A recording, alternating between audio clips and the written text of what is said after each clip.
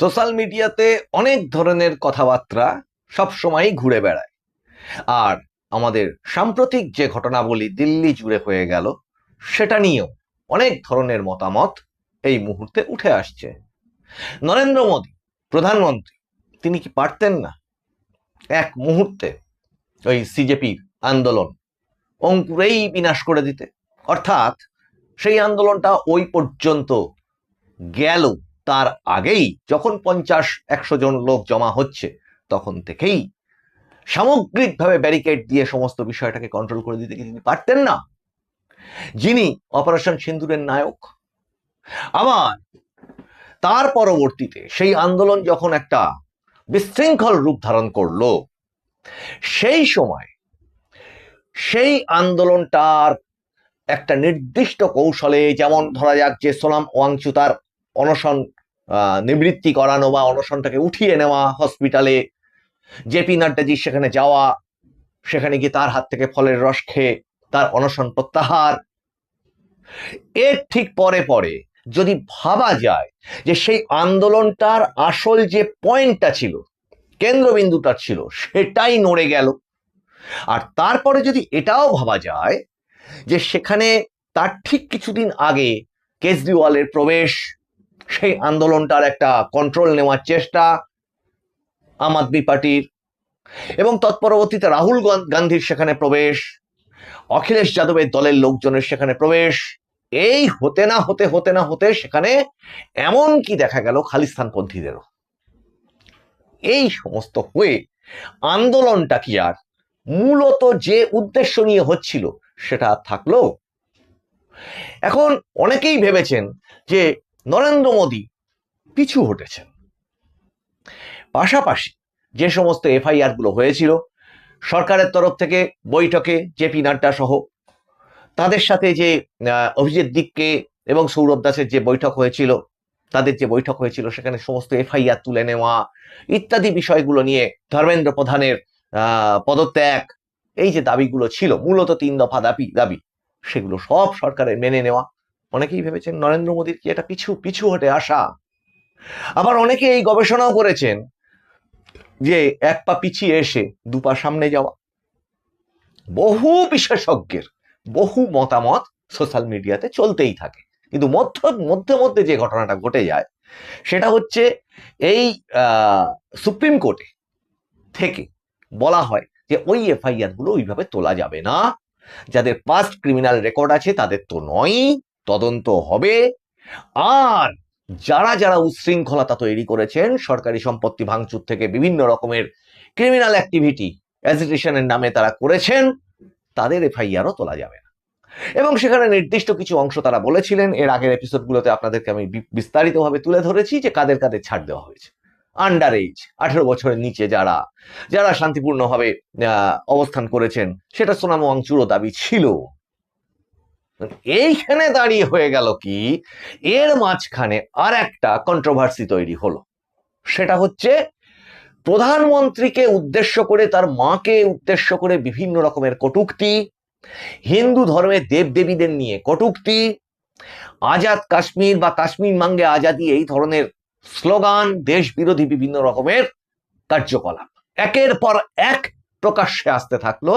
সঙ্গে সঙ্গে অভিজিৎ দীপকে, সে একজন ব্যক্তি, সেই ব্যক্তি তার বংশ পরিচয়, তার বিদেশে পড়াশুনো ইত্যাদি নিয়েও অনেক প্রশ্নচিহ্ন উঠে গেল। হবেই, যে কোনো মানুষ বিখ্যাত অথবা কুখ্যাত যাই হোক না কেন, তার পাস্ট হিস্ট্রি তো আস্তে আস্তে পাবলিক ডোমেনে আসতে শুরুই করবে। কিন্তু এর ফলবশত যেটা দাঁড়ালো যে রাহুল গান্ধী, অরবিন্দ কেজরিওয়াল, অখিলেশ যাদব অথবা সিজেপি, এদের মধ্যে এই আন্দোলনটা ডিভিডেন্ডটা কে পেল, মানে মূলত সেটা নিয়ে কাড়াকাড়ি পড়ে গেছিল। ভাবার জিনিস, সত্যি এই আন্দোলনটা ডিভিডেন্ডটা বিরোধীদের কাদের পালে হওয়াটা জোগাল। এখন তার সাথে ছিল, খেয়াল করুন, লোকসভা এবং রাজ্যসভাতে বেশ কিছু গুরুত্বপূর্ণ বিল, যেটাকে আমরা বারবার উল্লেখ করেছি, যেগুলোর মধ্যে পড়ে এফসিআরএ, বিদেশি ফান্ডের ব্যাপারে যেটা অনুদানের বিষয়ে যে অ্যামেন্ডমেন্ট বিলটা, ডিলিমিটেশন, নতুনভাবে আসন বিন্যাস, ভারতবর্ষে লোকসভা কেন্দ্রের। তার সাথে নারী শক্তি বিল জড়িত, 2026-এর অ্যামেন্ডমেন্ট যেটা 2030-এর ছিল সেটা তার সঙ্গে একেবারে অঙ্গাঙ্গিভাবে জড়িত। ওয়ান নেশন ওয়ান ইলেকশন, এই বিলগুলো কিন্তু হাইলাইটেড ছিল এবারে এই লোকসভা অধিবেশন বা বর্ষা অধিবেশন বা মনসুন অধিবেশনের অত্যন্ত গুরুত্বপূর্ণ কয়েকটি সরকারি পদক্ষেপ রূপে। এখনো পর্যন্ত লোকসভাতে বন্দে মাতরম, রাজ্যসভাতে বন্দে মাতরম বিল পাশ হয়েছে এবং একই সঙ্গে ডেথ অ্যান্ড বার্থ রেজিস্ট্রেশনের ব্যাপারে একটি বিল পাশ হয়েছে। এখন সংখ্যা যেখানে, মানুষের প্রশ্ন, সংখ্যা যেখানে তোমার হাতে মোটামুটি সাফিসিয়েন্ট সংখ্যাটা আছে সংবিধান সংশোধনের ক্ষেত্রে, অথবা যেটা সংবিধান সংশোধন বিল নয় সেটার ক্ষেত্রে তো বটেই, তাহলে সেই বিলগুলো কি আসতে চলেছে নাকি সরকার সেক্ষেত্রেও পিছু হটতে পারে? এটা খুব ভেবে দেখবার বিষয়, যেটা যে এই আজকে থেকে যে লোকসভা অধিবেশন শুরু হওয়া, এই গতকাল থেকে, মানে তার যে আর একটা সপ্তাহ সেটা যে শুরু হওয়া, ওই অ্যাজিটেশন পরবর্তী অংশ এটা। এর মাঝখানে রাহুল গান্ধী আবার একটি কাণ্ড ঘটিয়েছিলেন এবং পাপ্পু যাদব, এবং যাকে দেশবাসী আদর করে পাপ্পু বলে ডাকে, ডবল পাপ্পুর একটা ড্রামা লোকসভা চত্বরে তারা করেছিলেন রাম মন্দির ইস্যু নিয়ে, এবং সেটা নিয়েও এফআইআর জারি হয়। তার আগে রাহুল গান্ধীর যে বক্তব্য লোকসভায়, সেই লোকসভার বক্তব্য নিট সংক্রান্ত বা পরীক্ষা বা সংশোধনী সংক্রান্ত অংশটাকে ছাড়িয়ে গিয়ে মূলত টার্গেট করা হয় স্বরাষ্ট্রমন্ত্রী অমিত শাহকে। লাঠি চার্জ কেন হয়েছে, কেন যে লাঠি ব্যবহার করেছে সেই লাঠির মধ্যে মৃদু শক ছিল, কেন প্যালেট গান ব্যবহার করা হয়েছে, অথবা ওই গুলি চালানোর নির্দেশ নাকি অমিত শাহের দপ্তর হোম মিনিস্ট্রি দিয়েছে, এই সমস্ত বক্তব্য নিয়ে লোকসভা গরম করলেন। এবং তার মধ্যে এমন এমন কিছু অলোকসভা জনিত শব্দ বা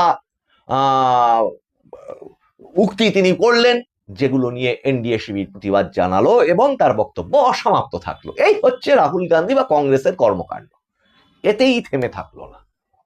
তৎপরবর্তীতে তিনি প্রধানমন্ত্রী বাড়ির সামনে গিয়ে বসে ধর্ণা দেওয়ার ব্যবস্থা করেছিলেন, এর মাঝখানে মোমবাতি মিছিল করেছিলেন। ওদিকে খেয়াল করুন, আজকে যেটা হলো, নীতিন গাডকারি, যেটা উনি ঘোষণা করে রেখেছিলেন, আমরা এই এপিসোডে বলেছিলাম যে কেজরিওয়াল নীতিন গডকারির বাড়িতে, এই কেজরিওয়াল প্রধানমন্ত্রীর বাড়ি পর্যন্ত গিয়ে ধর্ণা অবস্থান করবেন E20 পেট্রোলের ব্যাপারে। এখন সেই অবস্থান ধর্ণার জন্য তিনি অগ্রসর হলেন। আর ওদিকে কি হলো, নাগপুরে, সেখানে ওই নীতিন গডকারির বাড়ির সামনে কংগ্রেসের জনতা বা কংগ্রেসের কর্মীবৃন্দ তারা বিক্ষোভ সমাবেশ দেখাতে চলে গেলেন।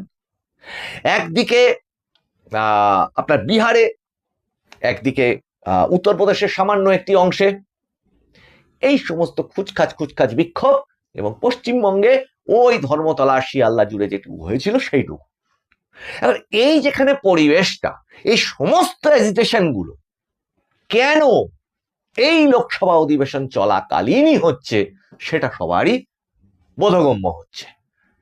তাহলে সরকার, কেন্দ্রীয় সরকার এই বিলগুলো কি এই অধিবেশনের এই সপ্তাহে আনবেন, নাকি 15ই আগস্টের আগে 13ই আগস্ট যখন অধিবেশন শেষ হয়ে যাবে এই সপ্তাহের পরের সপ্তাহ পর্যন্ত সেটাকে অপেক্ষা করা হবে? দেশবাসী সেটার দিকে তাকিয়ে আছে।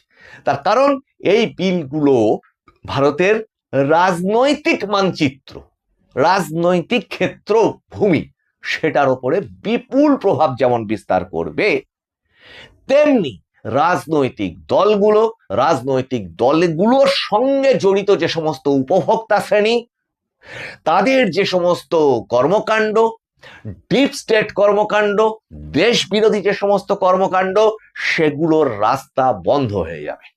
তার মধ্যে অন্যতম একটা বড় বিল যেটা নিয়ে আলোচনায় সরগরম, সেটা হচ্ছে FCRA, দেশবাসী চাইছে যে নরেন্দ্র দামোদর দাস মোদী কেন শক্ত হাতে এইগুলোর প্রতিবাদ করছে না, নরেন্দ্র দামোদর দাস মোদী কেন তার মাকে নিয়ে কটূক্তি করলেও এই সমস্ত ছাত্র সমাজ বলা হোক অথবা ছাত্র সমাজের আন্দোলনের নামে উচ্ছৃঙ্খলতা তৈরি করা মানুষজন হোক, তাদের এই যে কর্মকাণ্ডগুলোকে তিনি ক্ষমাশীল দৃষ্টিতে কেন দেখছেন, এর পিছনে কারণটা ঠিক কি? তাহলে কি হলো? একটা হচ্ছে অনেকে বলেন যে offence is the best defence, আবার কখনো কখনো বলা হয় ধৈর্যের ফল অতি মিষ্ট। কিন্তু এর মাঝখানে যেটা ঘটে গেল এই গোটা এজিটেশন পর্বে, যে বিহারের বাঁকিপুর, যখন কিনা ভাবা হতো যে ওই বাঁকিপুর সমগ্র বিহারে বিজেপি হেরে যেতে পারে কিন্তু বাঁকিপুর হারবে না, নিতিন নবীনের কেন্দ্র, সেখান থেকে কিন্তু সরকারে থাকা বিজেপির ওই বাঁকিপুর সিট উপনির্বাচন হাতছাড়া হলো। কার কাছে? যে নামটা পশ্চিমবঙ্গের মানুষের কাছে ভীষণ পরিচিত, যদিও সেই আইপ্যাকের কর্ণধার তিনি পশ্চিমবঙ্গে না থাকলেও ওই নামেই এখনো অনেক কিছু চলে। তার নাম হচ্ছে পিকে, সেই প্রশান্ত কিশোরের কাছে হার। এখন এই সমস্ত বিষয়গুলো আমাদের কাছে যা সূত্রের খবর, নরেন্দ্র দামোদর দাস মোদী, অমিত শাহ, এই টিম ওয়ার্ক যখন তার চোখের সামনে এত কিছু ঘটছে, তাহলে তারা কি অতি সহজেই এগুলোকে বন্ধ করে দিতে পারতেন না?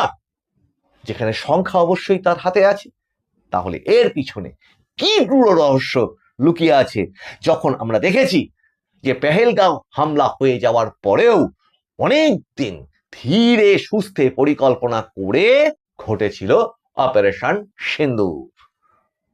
এবং পশ্চিমবঙ্গের কথা তো আমরা সকলেই জানি যে এই পশ্চিমবঙ্গের মাটিতে এই যে বিজেপি সরকার গঠন হয়েছে, এই বিজেপি সরকার গঠনটাও অসম্ভব ছিল যদি না ওই পরিমাণ সিকিউরিটি অ্যারেঞ্জমেন্ট মানুষের পাশে থাকতো।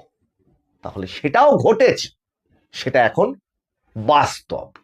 এখন এই রকম ভাবে ভাবনা চিন্তা অনেক বিশেষজ্ঞ তো অনেক রকম চিন্তা ভাবনা করেন, তারপরেও কেন সরকার পক্ষ হোক বিরোধী পক্ষ হোক কোনো না কোনো ভোটে হেরে যায়? এত বিশেষজ্ঞ যখন থাকে তাহলে কংগ্রেস আমল কেন অবসান ঘটেছে? এক সময় বামফ্রন্ট আমলের মানুষজন তাদেরকে সেরা বুদ্ধিমান মনে করতেন, পৃথিবীতে তাদের তুল্য বুদ্ধিমান আর বুদ্ধিজীবী আর কোথাও কিচ্ছু নেই। বামফ্রন্ট জমানার অবসান কেন ঘটেছিল? আর তৃণমূল কংগ্রেস জমানা, সেখানে শুধু বুদ্ধি না, বুদ্ধি কুবুদ্ধি সমস্ত কিছু মিশেল করেও সেই জমানাটারই বা অবসান ঘটল কেন? বিশেষজ্ঞ মত অনেক রকম অনেক কিছু বলে। আর যে সরকার একটা নির্দিষ্ট থিওরিকে ফলো করে সারা ভারতবর্ষ জুড়ে এইভাবে একের পর এক রাজ্যে শাসন ক্ষমতা প্রতিষ্ঠিত করেছে, তার দিকে, তার সেই ডিসিশনস গুলোর দিকে আমাদের অবশ্যই নজর রাখতে হবে। আর আপনারা নজর রাখুন মানুষের ভাষার পর্দায়, কারণ মানুষের ভাষা সবার মনের কথা বলে। আমি প্রবীর রায়চৌধুরী এতক্ষণ আপনাদের সঙ্গে ছিলাম। আপনাদের সঙ্গে আবার দেখা হবে সামনের এপিসোডে। আপনারা লাইক, শেয়ার, কমেন্ট করুন, সাবস্ক্রাইব করতে ভুলবেন না, নোটিফিকেশন অন রাখুন। বন্দে মাতারাম, নমস্কার।